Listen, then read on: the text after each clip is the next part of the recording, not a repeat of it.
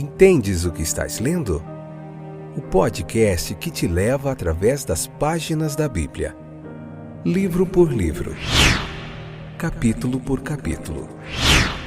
Uma exposição bíblica emocionante. Aperte os cintos e embarque comigo nesta viagem.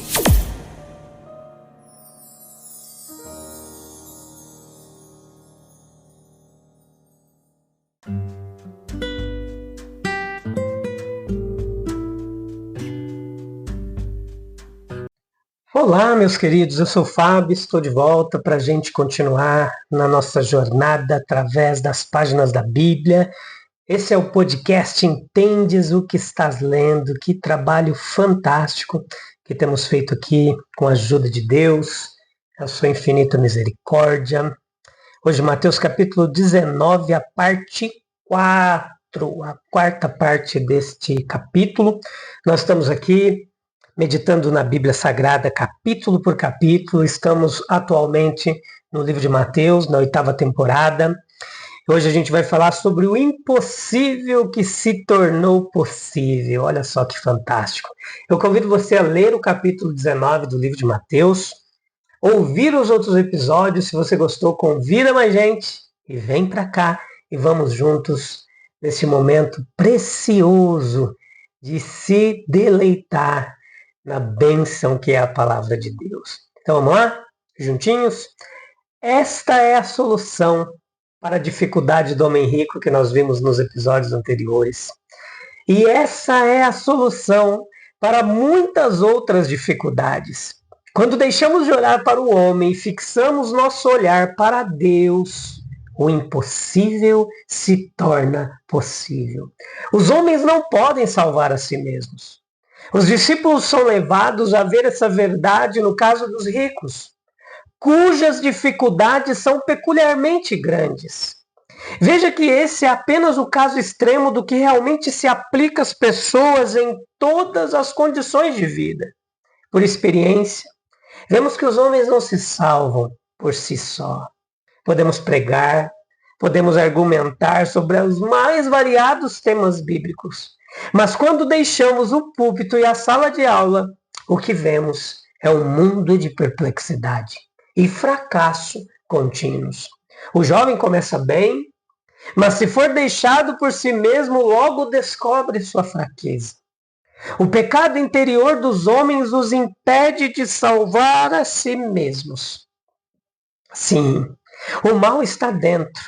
O prisioneiro pode abrir caminho para sair de uma masmorra de pedra. O exilado ele pode escapar da ilha no lugar mais longe do oceano. Mas o homem cuja própria natureza é sua masmorra e seu lugar de exílio, ele não pode escapar de si mesmo. A profundidade da ruína impede os homens de se salvarem. As riquezas retêm muitos ricos. A pobreza com seus cuidados e ansiedades oprime os destituídos de privilégios. Vários são chamados a distrações, paixões, diversões, fascinações, ilusões que impedem muitos outros homens. Mas Deus pode salvar onde o homem falha. Ele salva, essa é sua obra. Ele cria, renova, ele dá vida e regenera. O Criador é o Salvador. Não temos um vislumbre do significado do Evangelho glorioso do Deus bendito, até que nós tenhamos começado a perceber essa grande verdade. Todas as doutrinas e éticas do cristianismo, elas são de pouca utilidade enquanto estivermos cegos ao seu princípio fundamental. Esse princípio não deve ser perdido em nenhuma figura de linguagem. Veja que temos que ver que Deus apresenta poder real para mudar e renovar seus filhos, desamparados e arruinados em si mesmos. Quando se voltam para a sua graça, seu braço forte os salva. Este é um fato tão real quanto o fato de que o sol de verão faz a vegetação da terra crescer e amadurecer. Todo verdadeiro cristão, ele pode testificar isso por experiência própria. Não há limite para o poder salvador do nosso Deus. Não pode haver limite se Ele é Deus, pois Deus é todo-poderoso. Vemos dificuldades, mas todas elas desaparecem como fumaça quando Ele aplica seu poder. O método divino de salvação não é tão simples e fácil quanto poderíamos esperar. Não. Envolve a morte do Filho unigênito de Deus. Cristo deveria vir à Terra e Cristo deveria morrer para o homem se salvar. Cristo veio, morreu. Deus fez tudo o que é necessário. A salvação é perfeita. Agora cabe apenas a nós abrir nossos corações para receber a sua graça renovadora. Há uma coisa que Deus nunca faz, Ele nunca anula uma vontade rebelde. Se recusarmos, Ele não pode nos salvar. Porém, quando Ele escolhe e quebra essa vontade obstinada do homem, é impossível Ele não se render. O homem pode resistir. Somente até o ponto em que a graça irresistível ainda não dominou seu ser e coração. Quando a vida passa a ser controlada, dominada pela presença poderosa do Espírito de Deus, aí então a vontade se rende. O imensamente difícil não é o impossível. Em relação à salvação, nós temos, meus queridos, de levar em conta o que Deus pode fazer. Com os homens isso é impossível, mas com Deus todas as coisas são possíveis. Essa declaração, ela muito grande e restrita, sobre a capacidade absoluta de Deus, ela tem sido frequentemente deturpada e mal utilizada. Porque tem sido aplicada a coisas nas quais o nosso Senhor, Ele não estava pensando. Deus pode salvar homens ricos, porque Ele pode tirar suas riquezas. Se for necessário para salvá-lo. Sim, se for necessário, Ele pode tirar. Veja que Ele pode remover obstáculos. O homem não pode fazer isso. Mas toda a riqueza está absolutamente no controle divino. Isso é forçosamente ilustrado para a gente na história de Jó, cujas posses mundanas elas ganham asas, voam para longe, em um único dia avassalador. O governante rico, ele não guardaria suas posses para entrar no reino, mas se tivesse agradado a Cristo assim fazer, ele poderia tê-las tirado. Sim, e assim ter lhe dado a sua oportunidade. Muitos homens foram trazidos a Deus ao perder as riquezas nas quais confiavam. O que devo fazer para ser salvo? É a pergunta que ainda ecoa. Deus, por seu Espírito, Ele pode convencer do pecado, da justiça e do juízo. E sob essa convicção, um homem certamente será libertado da escravidão, das posses mundanas. Mateus 19, 28 nos traz um exemplo do que pode ser a regeneração do mundo. Esse pode ser apenas outro nome para o estabelecimento do reino dos céus. Os apóstolos deveriam estar diretamente conectados a ele, a compreensão da restituição final de todas as coisas. A regeneração ela é tratada como estabelecimento do reino. Cristo sentou-se no trono de sua glória quando ascendeu ao céu e sentou-se à direita de Deus. Então todo o poder lhe foi dado no céu e na terra. E então a obra gloriosa de regenerar o mundo foi iniciada. A nova criação, a ser completada finalmente na restituição de todas as coisas, foi então iniciada. O derramamento do Espírito no dia de Pentecostes, os milagres realizados por seus apóstolos, a destruição de Jerusalém e daqueles seus inimigos que não queriam que ele reinasse sobre eles. A abolição da lei mosaica, tudo isso foram provas palpáveis de sua exaltação. Jesus cumpriu toda a lei, tanto a lei moral quanto a lei cerimonial mosaica.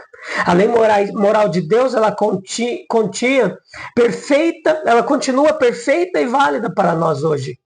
E deve ficar gravado em nossos corações. Hebreus 8:10. As regras exteriores da lei cerimonial, elas sempre apontaram para o que mais importava, o interior. E essas regras foram revogadas, porque agora Jesus cumpre a lei, purificando o nosso coração de forma direta e perfeita. Então entenda comigo. Mais uma lição desse texto, que a regeneração, ela indica a missão do reino. O reino deveria ser a força suprema renovadora e regeneradora no mundo. A regeneração, ela pode ser tomada como o tempo seguinte à ressurreição de nosso Senhor. Ela estava centrada principalmente na pessoa renovada de nosso Senhor, pois ele então se despojou da forma mais impressionante. Da forma de servo, ele se revestiu de sua imortalidade. Essa renovação se espalhou, incluiu seus seguidores, especialmente seus 12 apóstolos, pelo Espírito de Deus. Eles foram dotados do poder do alto e eles entraram na posse do reino designado. A igreja foi renovada, regenerada da antiga para a nova dispensação. Os tipos e sombras do Antigo Testamento partiram, o reinado do reino de Deus com poder foi então iniciado. Haverá um novo nascimento para a humanidade. Cristo exaltado e Cristo vivo.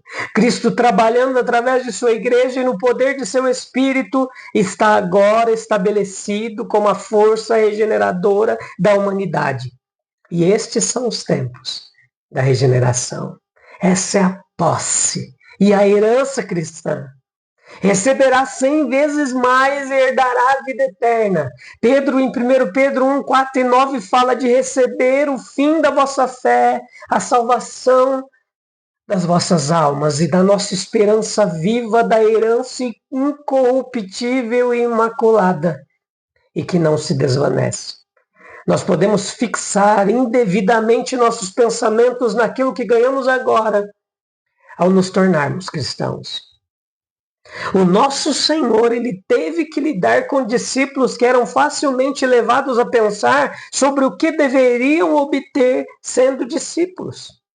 E nessa passagem ele busca libertá-los das noções materiais de obtenção e ajudá-los a formar estimativas dignas das bênçãos espirituais do discipulado. As coisas espirituais que um discípulo tem agora.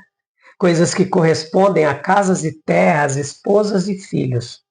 O homem aqui na terra, ele tem duas satisfações supremas. Elas são encontradas em coisas recebidas e em objetos de afeição. O discipulado de Cristo, ele não fornece nenhum tipo de garantia para 100 vezes mais em número de posses ou objetos de afeição. Ele garante 100 vezes mais em qualidade. Existem posses de alma correspondentes. Existem afeições de alma correspondentes. Quão firmemente Paulo declara aos cristãos, em 1 Coríntios 3, 21, 23, pois tudo lhes pertence. Paulo, Apolo, Pedro, o mundo, a vida e a morte, o presente e o futuro. Tudo é de vocês. E vocês são de Cristo, e Cristo é de Deus. Para que não haja nenhum erro, nosso Senhor fala distintamente do futuro como uma vida mais elevada, mais nobre, mais sublime, uma vida eterna. E aí, meus queridos, muitos que são os primeiros, Mateus 19:30, serão os últimos. Então o último provou ser o primeiro, e pode haver uma alusão projetada ao governante rico, que em sua própria estimativa ele ficou em primeiro, mas logo foi colocado em último quando ficou sobre as buscas do Mestre Divino. Há uma referência mais imediata aos discípulos que se gabavam do quanto haviam desistido e assumido suas reivindicações aos primeiros lugares. Os homens fazem de si mesmos seus padrões e então facilmente se acham melhores que os outros. Isso acontece.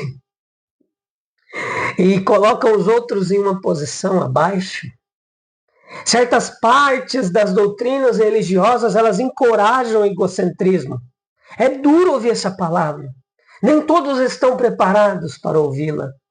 Essa noção de que somos especiais, melhores que os outros por sermos religiosos ou fazemos parte de uma determinada denominação, fazem alguns homens pensarem que são favoritos especiais a entrarem no céu.